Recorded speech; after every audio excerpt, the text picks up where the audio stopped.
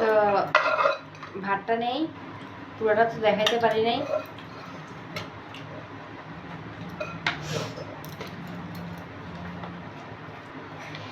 তো বন্ধুরা দেখো, ফার্স্টে আমি মুড়ি ঘন্ট দিয়ে খাই। মুড়ি ঘন্টটা টেস্ট করবো কেরম হয়েছে কেরম না। আমার তো জিব্বায় ঝল হয়ে পড়তেছে, ঝল ঝল। চলো মুড়ি ঘন্টটা দিয়ে খাওয়ার পরে আমি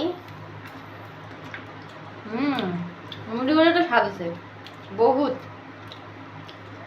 আমার হাতের মুড়ি ঘন্টটা প্রায় সময় স্বাদ হয়।